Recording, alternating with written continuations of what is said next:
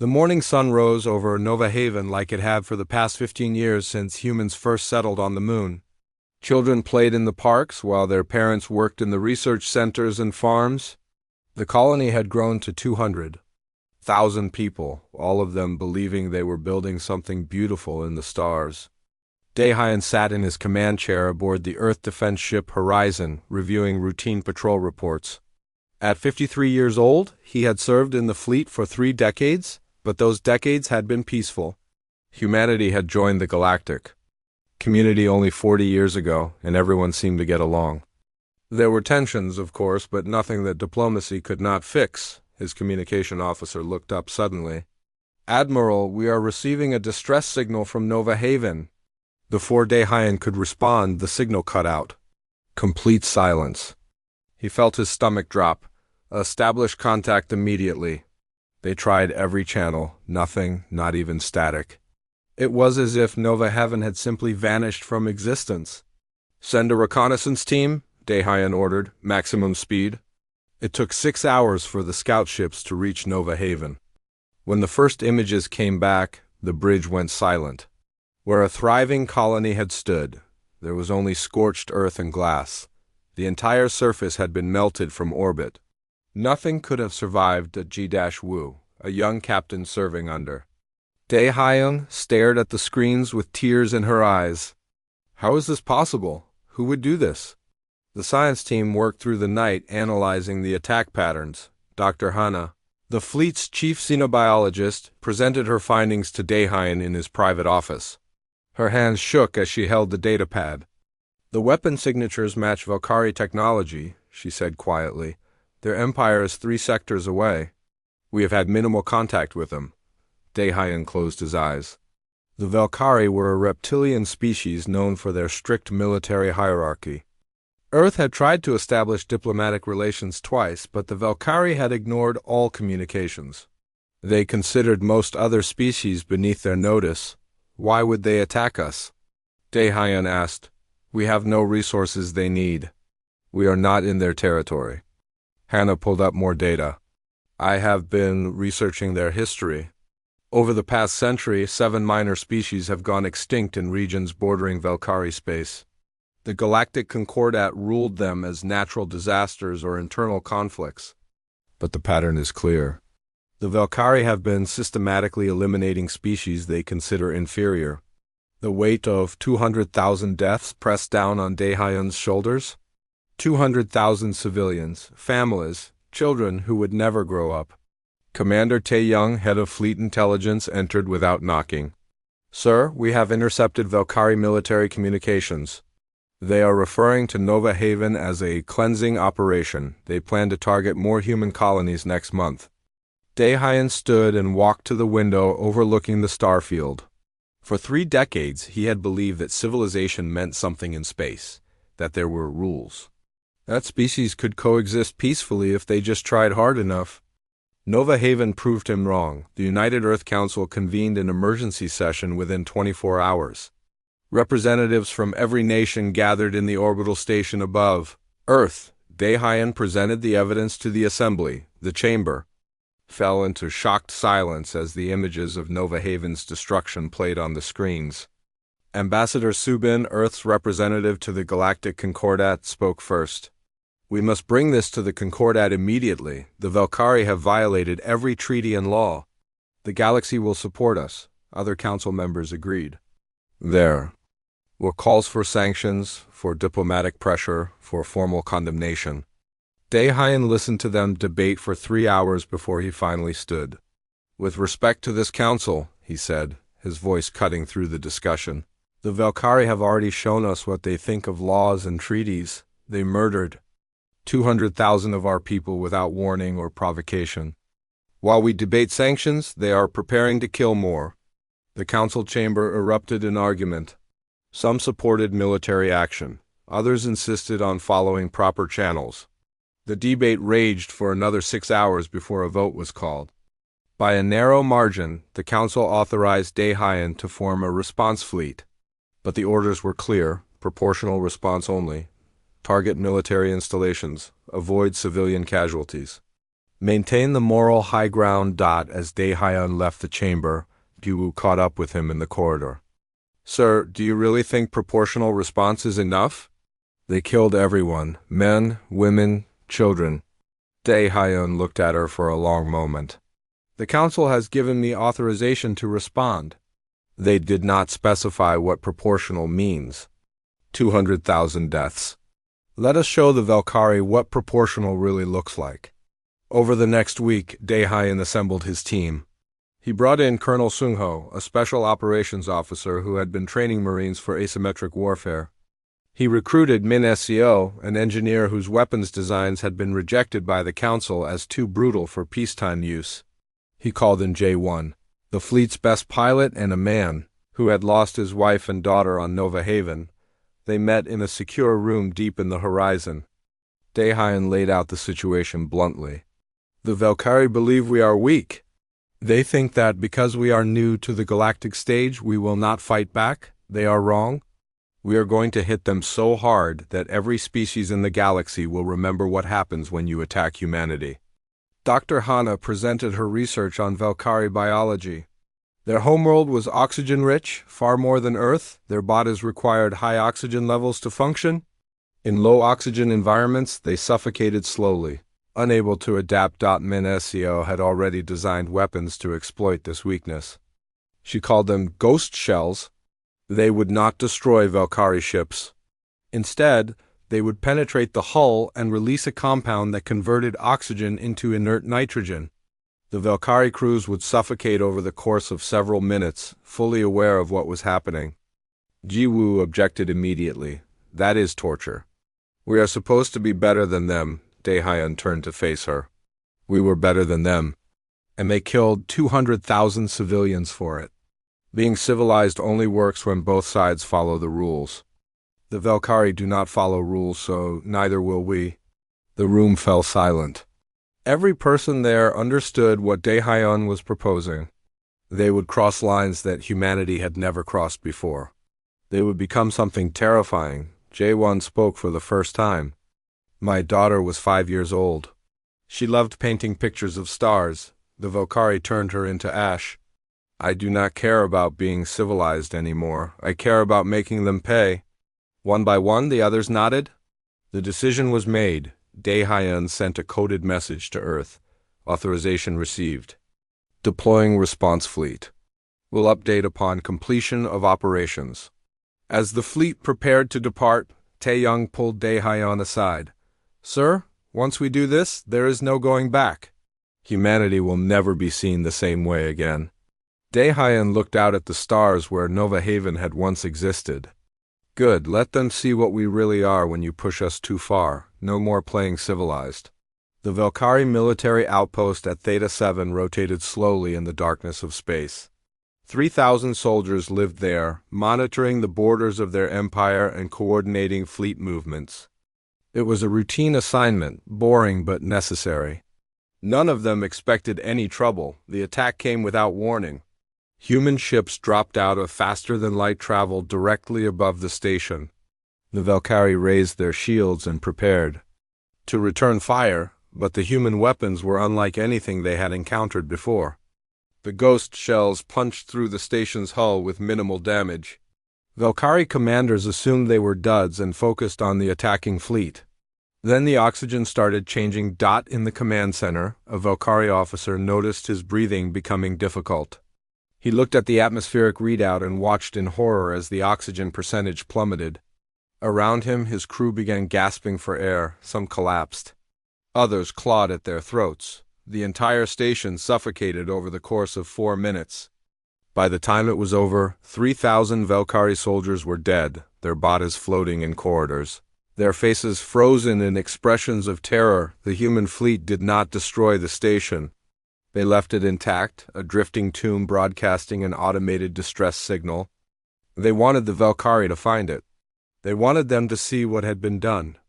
Daehyun watched from the horizon as his fleet moved to the next target. Jiwoo stood beside him, her face pale. They suffered, she said quietly. We made them suffer. Yes, Daehyun replied. And 200,000 of our people suffered on Nova Haven. At least these were soldiers. At least they chose to serve an empire that commits genocide. Over the next 2 weeks, humanity struck 3 more Valkyrie military installations. Each time they used the ghost shells. Each time they left the stations intact for the Valkyrie to discover. The message was clear: humanity could be merciful and destroy you quickly, or humanity could make you suffer. The Galactic Concordat sent an urgent transmission to Earth. Ambassador Subin stood before the council, a collection of representatives from 40 different species. The mood was hostile. "Earth must cease these attacks immediately," declared the Concordat Prime, a towering insectoid creature. "Your methods violate the Convention on Humane Warfare. Suffocation weapons are banned under galactic law." Subin kept her voice calm. The Valkyrie glassed an entire civilian colony. 200,000 deaths. Where was the Concordat then? Where was galactic law? "The Valkyrie actions are being investigated," the Prime responded. "But that does not justify your brutality. You are becoming the very monsters you claim to oppose." Subin looked at each council member in turn. "For 40 years, humanity has followed your rules. We have been peaceful. We have been civilized. And what did it get us? Our people murdered while you investigate. No, we will defend ourselves by any means necessary. If you have a problem with that, you are welcome to try and stop us." The transmission ended. The Concordat imposed economic sanctions on Earth, but they were meaningless. Humanity had expected this and prepared accordingly. What no one expected was the Valkyrie response, the Valkyrie Emperor. An ancient reptilian ruler who had controlled his empire for over a century was enraged by the human attacks. In his mind, inferior species did not fight back. They accepted their place or they died. Humanity had committed an unforgivable insult. He ordered the entire Valkyrie battle fleet to prepare for invasion. Not just of human colonies, but of Earth itself. The fleet numbered over 800 ships, the largest military force the Valkyrie had ever assembled. Their intent was broadcast across all frequencies. The human species will be eliminated completely. No survivors. No mercy. They will be an example to all lesser beings who dare resist the Valkyrie. When the transmission reached Earth, the Council panicked. Some called for immediate surrender. Others wanted to negotiate. Only Daehyun smiled. "Let them come," he said to his assembled officers. "We have been preparing for this." While the Valkyrie assembled their fleet, Colonel Sung-ho had been leading a covert operation deep in enemy territory. Using captured Valkyrie ships, his special forces had infiltrated key strategic locations along the Valkyrie. Supply routes. Min-SO had designed something special for this moment. She called them Hellfire Mines. They were disguised as asteroids, indistinguishable from the millions of rocks floating in any star system. But inside each one was a small antimatter reactor calibrated to detonate when Valkyrie ships passed within range. Sung-ho's teams had planted 300 of these mines throughout the Kepler passage, the main route the Valkyrie fleet would have to use to reach human space. It had taken months of dangerous work. Slipping past patrols and avoiding detection, the Valkyrie fleet entered the Kepler passage with confidence. Their sensors swept the area and detected nothing unusual. They were halfway through when the first mine detonated. The antimatter explosion tore through a Valkyrie battlecruiser, splitting it in half. Before the fleet could react, dozens more mines activated. Ships exploded in brilliant flashes of light. Others were crippled by debris. The passage became a killing field. When the explosions finally stopped, over 300 Valkyrie ships had been destroyed. Another 100 were damaged beyond immediate repair. The mighty invasion fleet had been cut nearly in half. Before firing a single shot at a human target, the Valkyrie commanders were in shock. They had never experienced such losses. The mines had been invisible to their sensors. How many more were waiting? They called for reinforcements and began a slow, cautious advance, scanning every meter of space. This was exactly what Daehyun wanted. While the Valkyrie fleet crawled forward in fear, he was moving his pieces into position. J1, led a squadron of the fleet's fastest fighters on a raid deep into Valkyrie space. They bypassed the main fleet entirely and struck at the supply depots supporting the invasion force. Fuel reserves, ammunition stockpiles, repair facilities, all of them went up in flames. Without supplies, the Valkyrie fleet could not sustain a long campaign. They would have to turn back or risk running out of fuel in hostile territory. But Daehyun was not finished. Dr. Hana had discovered something interesting about Valkyrie communication systems. They used a specific frequency that could be disrupted by a precisely calibrated electromagnetic pulse. Taeyang had taken this information and weaponized it. Human ships began broadcasting the disruption signal across all Valkyrie channels. Suddenly, the Valkyrie fleet could not communicate with each other or with their command. Individual ships were blind and isolated, cut off from coordination. In the chaos, human strike forces attacked with precision. They targeted command ships first, then moved to carriers and support vessels. The Valkyrie tried to fight back, but without communication. They could not coordinate their defense. The battle raged for 3 days. When it finally ended, the Valkyrie invasion fleet was in full retreat. They had lost over half their ships and accomplished nothing. It was the worst military defeat in their empire's history. News of the battle spread across the galaxy faster than light. Every species heard the same story. Humanity had defeated the powerful Valkyrie Empire. The peaceful newcomers who had joined galactic society only 40 years ago had become something terrifying. Some species celebrated. The Valkyrie had been bullies for too long, and someone had finally stood up to them. But others were afraid. If humanity could do this to the Valkyrie, what could they do to anyone who crossed them? On the horizon, Daehyun received reports of the victory. His fleet had suffered losses too. 60 ships destroyed, thousands of crew dead. But they had broken the Valkyrie military power. Do Jiwoo came to his office that night. Sir, the Concordat is calling for a ceasefire. They want to mediate peace talks. Daehyun shook his head. No, we are not done. The Valkyrie leadership still lives. Their emperor still sits on his throne. Until they pay for Nova Haven, this war continues. Where does it end? Wu asked. How many more have to die? Daehyun looked at her with tired eyes. It ends when the galaxy learns that humanity is not prey. It ends when every species knows that attacking us means their complete destruction. It ends when we are so terrifying that no one dares to test us again. Jiwoo left without another word. She was beginning to wonder if defeating the Valkyrie meant losing something essential about what made humanity worth defending in the first place. The Valkyrie Emperor stared at the holographic display, showing the remains of his invasion fleet. Centuries of military buildup had been shattered in a matter of weeks. The inferior humans had done the impossible. They had made his empire look weak.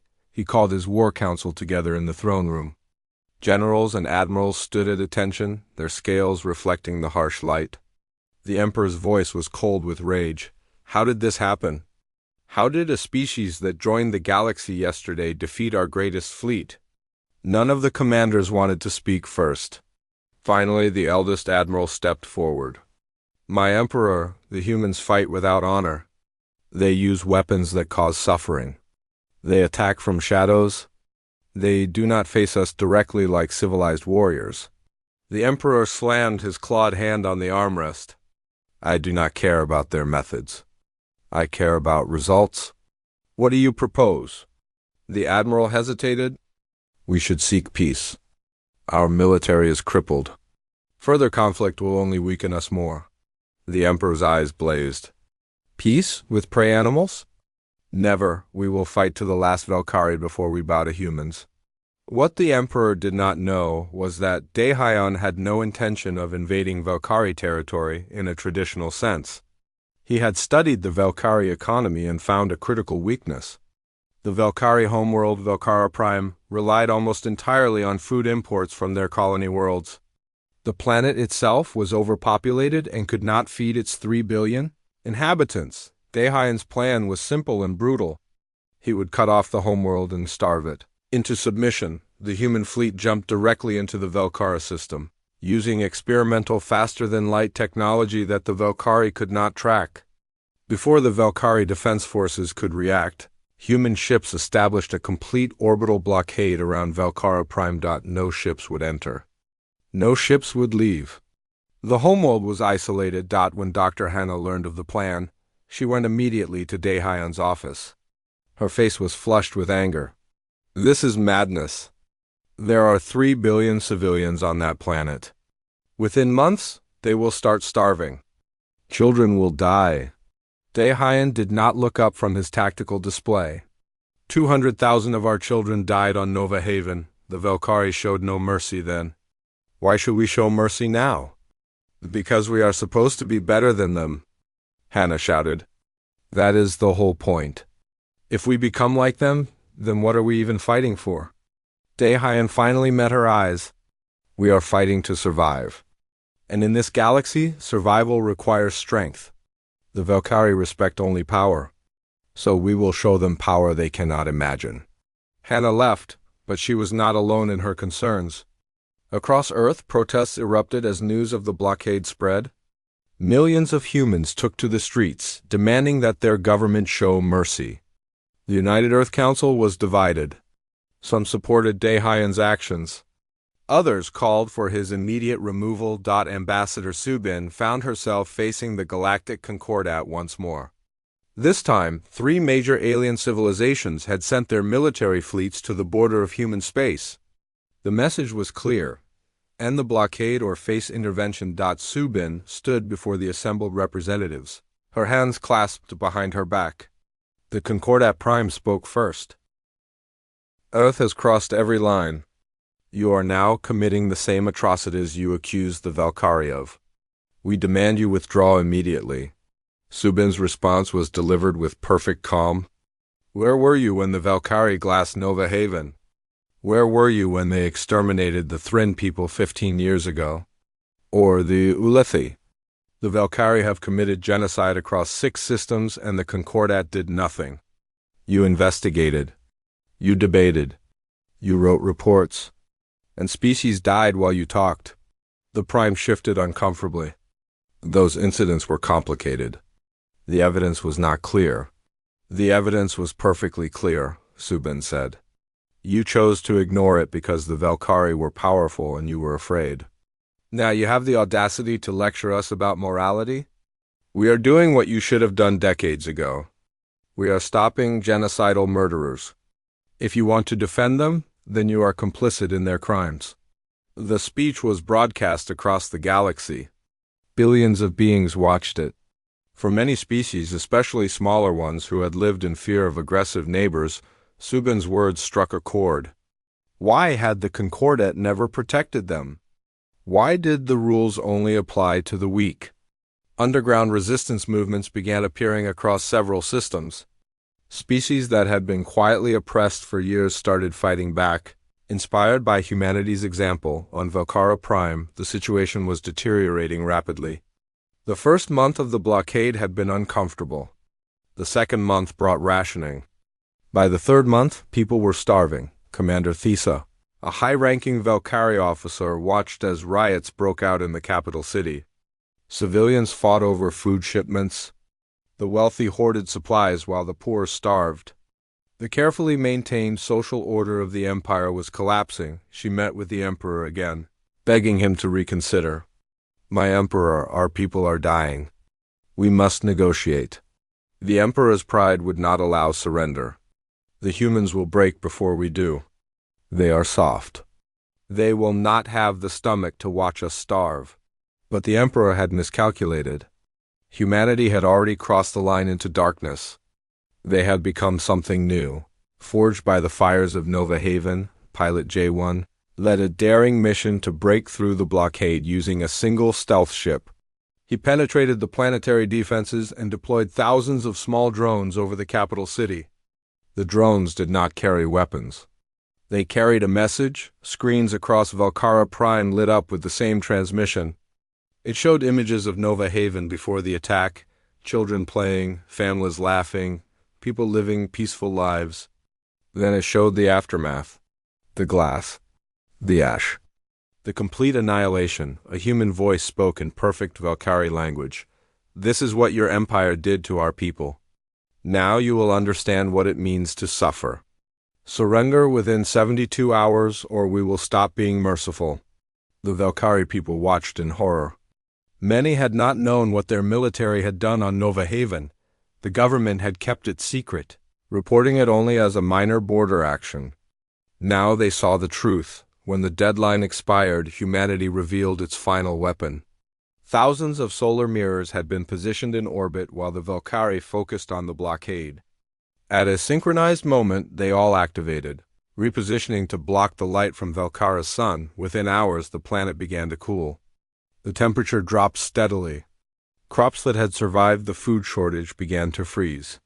The massive cities lost power as solar collectors went dark. Valkyra Prime was being pushed into an artificial ice age. Commander Thesa stormed into the throne room, her weapon drawn.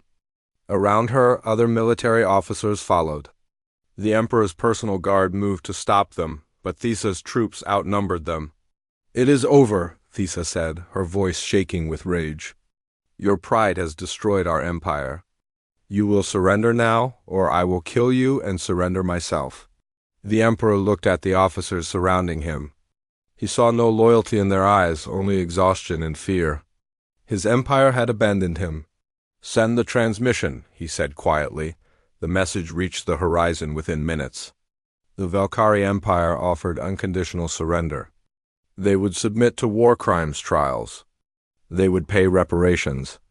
They would dismantle their military.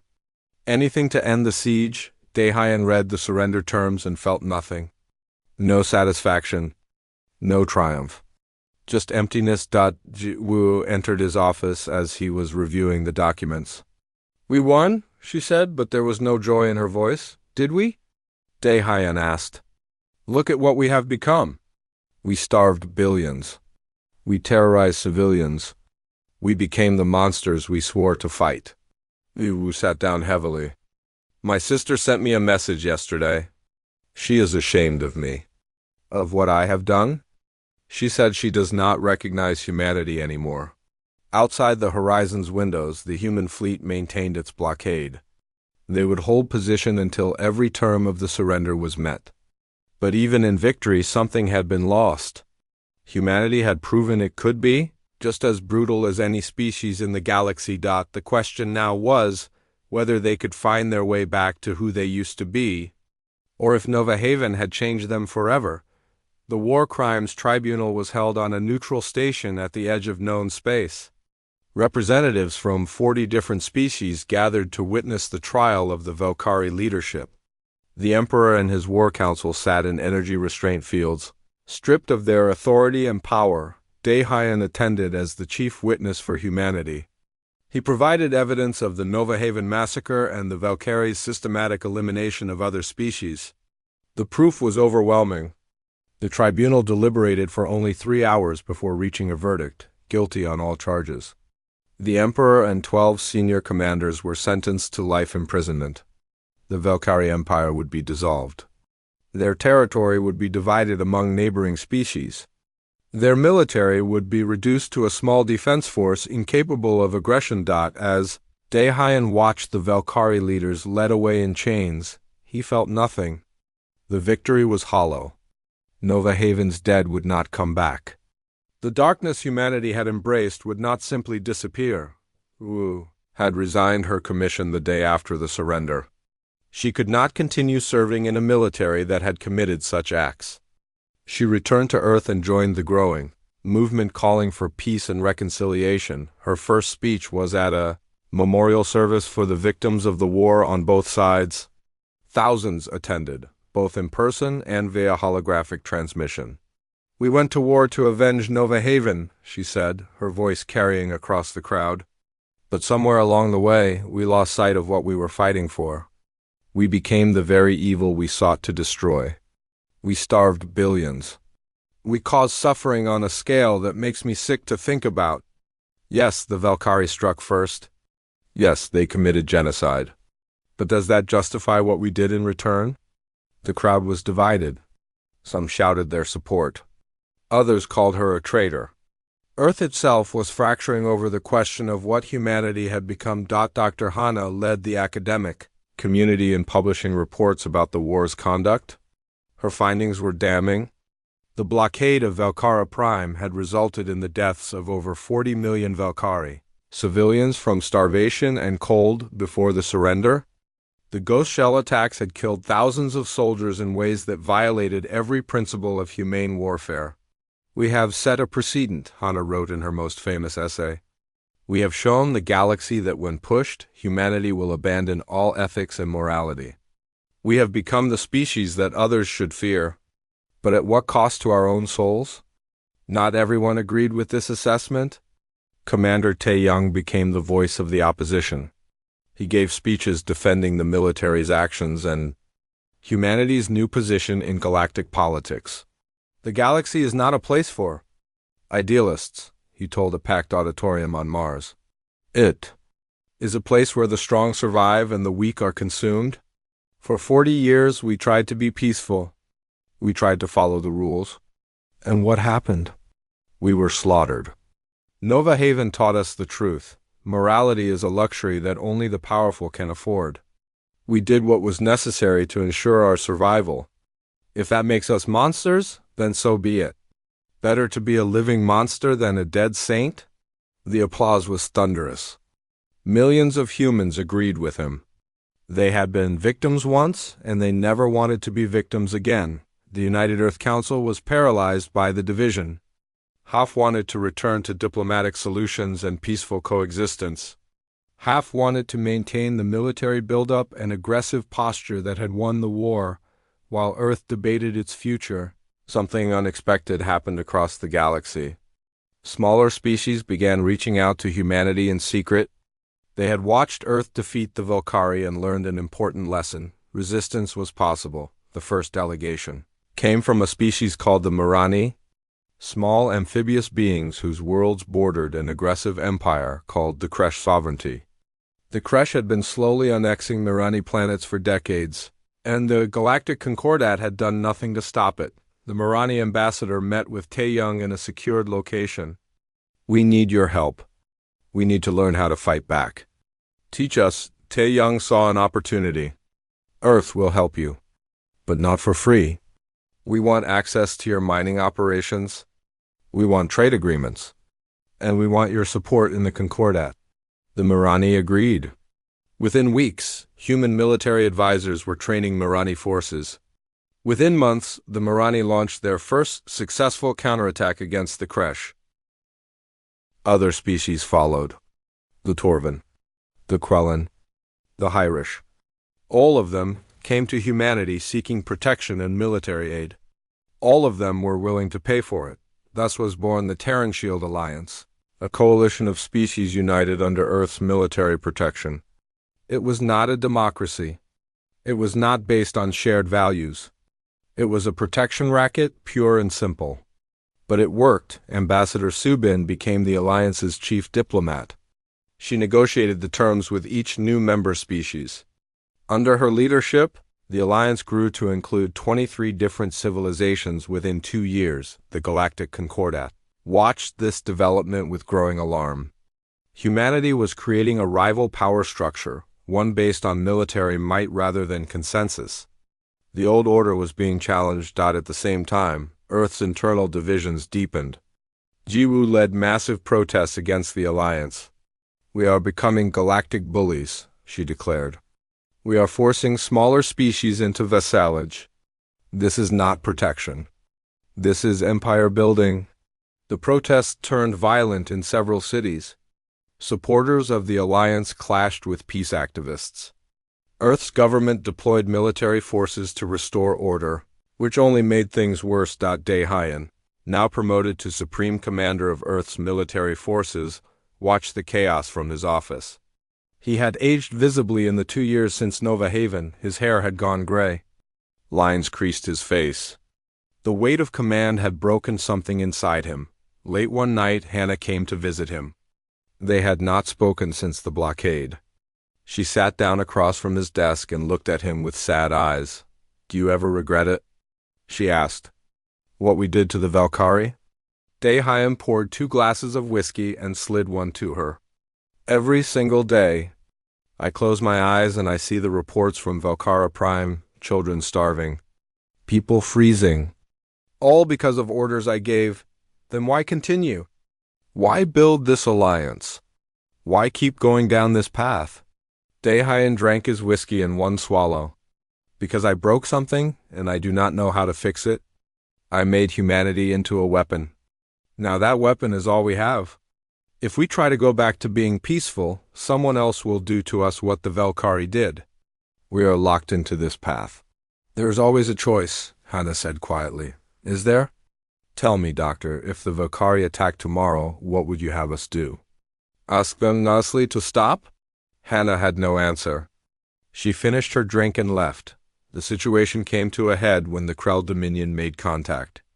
The Krell were an ancient empire, thousands of years old and technologically superior to almost everyone else. They had watched humanity's rise with interest and concern. Their message was delivered by a single ship that appeared in Earth's solar system. It ignored all defense perimeters and parked itself in orbit above Earth. The ship could have destroyed the planet easily. And everyone knew it. The Krell envoy was a crystalline being that communicated through light patterns. Its message was translated by Earth's computers and played in the council chamber. Humanity has disrupted galactic stability. Your aggression and militarization threaten the established order. The Krell Dominion has maintained peace for 3,000 years by ensuring that no single species becomes too powerful. You will disarm your military to acceptable levels within 30 days, or you will be disarmed by force. The chamber fell silent. This was different from the Velkari. The Krell had the power to back up their threat. They could destroy Earth and every human colony without breaking stride. Taeyang wanted to fight. We cannot show weakness. If we submit to the Krell, the alliance will collapse and we will be vulnerable again. Others argued for compliance. The Krell are not the Velkari. They have kept the peace for millennia. Maybe we should listen. Daehyun faced an impossible choice. Submit and lose everything humanity had built. Fight and risk extinction. There had to be another option. Engineer Min Seo presented a desperate plan she called the Exodus Protocol. Humanity would appear to comply with Krell demands, while secretly evacuating key populations to hidden colonies in unexplored space. If Earth fell, humanity would survive. We become refugees in our own galaxy, Min Seo explained. We scatter to the winds. It is not glorious, but we live. As the deadline approached, Daehyun still had not decided. The weight of the entire species rested on his shoulders, and he had no idea what the right choice was. The Krell fleet arrived exactly on schedule. 200 ships materialized at the edge of Earth's solar system, each one larger than anything humanity had ever built. Their shields shimmered with energy that could withstand antimatter bombs. Their weapons could crack planets into pieces. The Krell sent their final demand: surrender within 24 hours or face complete annihilation. They would destroy Earth as an example to other species who might consider challenging galactic order. Daehyun stood on the bridge of the horizon, watching the Krell fleet approach. Around him, his officers waited for orders.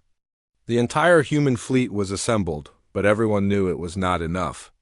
The technological gap was too vast. Sir? Ji Woo had returned to service for this final battle. Whatever her disagreements with Daehyun's methods, she would not abandon humanity in its darkest hour. What are your orders? Before Daehyun could answer, Dr. Hana burst onto the bridge.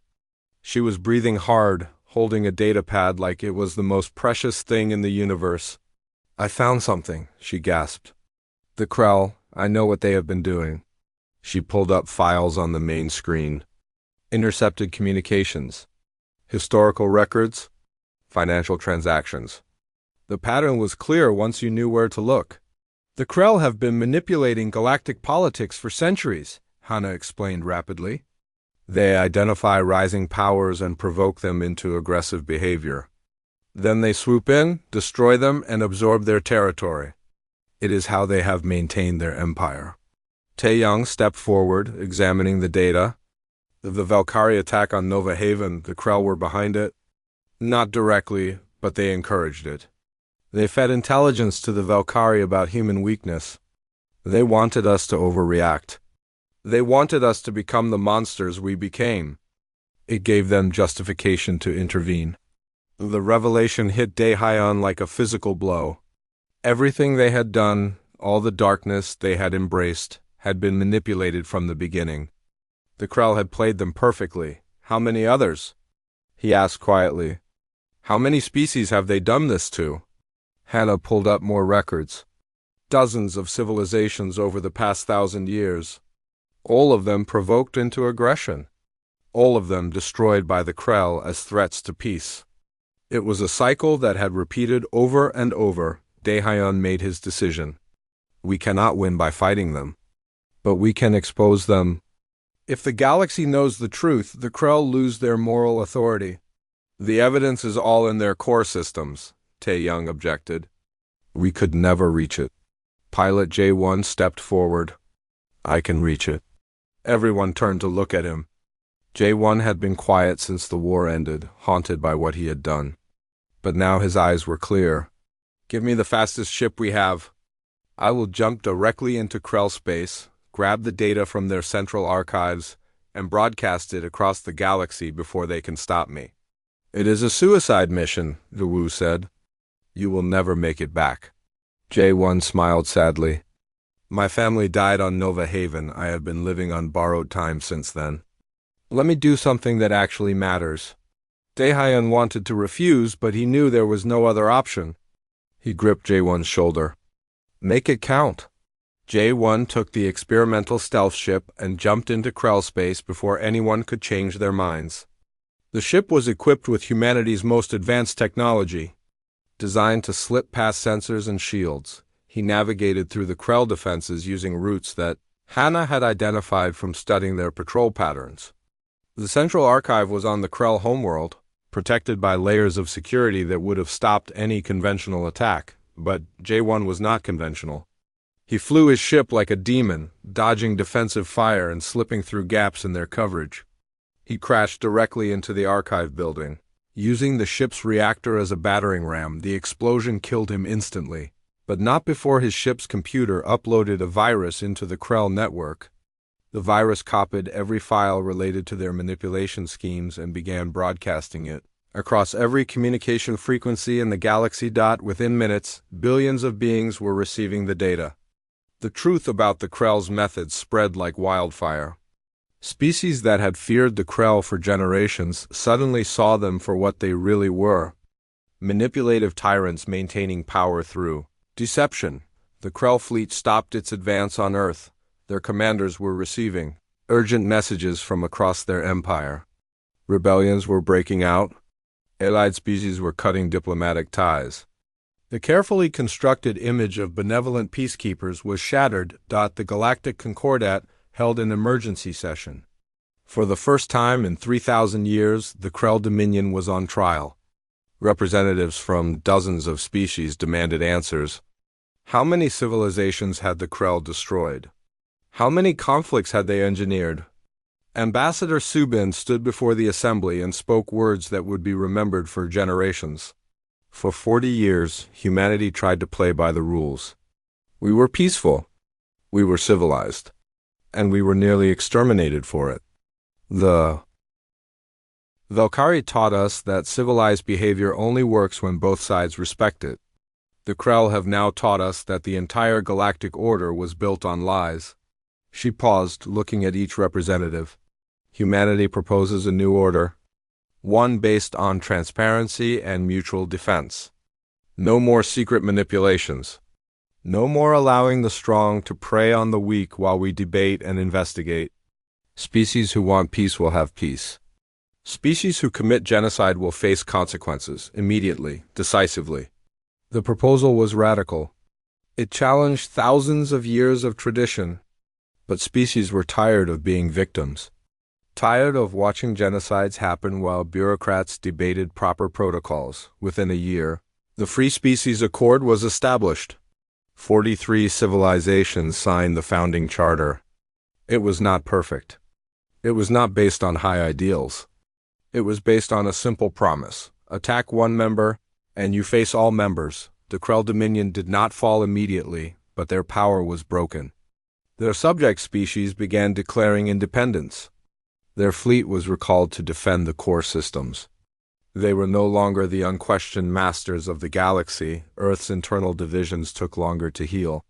Ji-Woo and Dae-Hyun met one final time before she left military service for good. "Did we do the right thing?" she asked him. Dae-Hyun looked older than his years. "I do not know. We became monsters to fight monsters. We lost our innocence and our idealism. But we survived. And maybe that is all we can ask for. Is survival enough? What about our souls?" Dae-Hyun had no answer. Years passed. The war became history. Children who were born after Nova Haven learned about it in school. Some saw it as humanity's finest hour when Earth stood up to tyranny. Others saw it as a cautionary tale about the cost of vengeance. Commander Thesa, the Valkyrie officer who had overthrown her emperor, worked with human administrators to rebuild her civilization. The relationship was tense and difficult, but both sides tried. Some wounds ran too deep to ever fully heal, but at least they could stop making them worse. Dr. Hana established a research institute dedicated to finding peaceful solutions to interspecies conflicts. It was not glamorous work, and it did not always succeed. But it was necessary. Tae-young became the first commander of the Free Species Accord military forces. He built an organization designed to respond rapidly to genocidal threats. Under his leadership, 3 potential massacres were stopped before they could begin. Ji-Woo returned to Nova Haven. The moon had been partially restored and converted into a memorial. She stood before the wall of names, 200,000 people who had died, and laid flowers at its base. A young girl approached her, maybe 7 years old, holding her mother's hand. "Who were they?" the girl asked, pointing at the names. Ji-Woo knelt down to the girl's level. "They were people like us, families, children. They died because someone decided they were not important enough to live." "That is sad," the girl said. "Yes, it is very sad." "And do you know what we learned from them?" The girl shook her head. Ji-Woo chose her words carefully. "We learned that being kind is important. But we also learned that we have to be strong enough to protect the people we love. Both things matter. We cannot forget either one." The mother smiled gratefully and led her daughter away. Ji-Woo stood and looked at the restored landscape. Gardens grew where ash had been. Water flowed in streams. Life had returned to Nova Haven, but she would never forget what it had looked like that first day, when the reconnaissance ships found nothing but glass and death. That memory would stay with humanity forever, a reminder of what could happen when they let their guard down. As the sun set over Nova Haven, Ji-Woo thought about everything that had happened. The war, the brutality, the transformation of humanity from peaceful explorers to feared warriors. They had paid a terrible price for survival, but they had survived. And in this galaxy, maybe that was the only victory that mattered. She walked back to her ship, leaving the memorial behind but carrying its lessons with her. Humanity would never again play civilized with those who refused to honor civilization. They would be peaceful when possible and ruthless when necessary. The galaxy had learned what humans were capable of when pushed to the edge. Some species feared them now. Others respected them. Many did both, but no one would ever forget what happened when humanity stopped playing civilized and showed the universe their true face. The message was clear and would echo through the stars for generations. Attack humanity at your own risk, because they would not simply die quietly, they would make you regret it.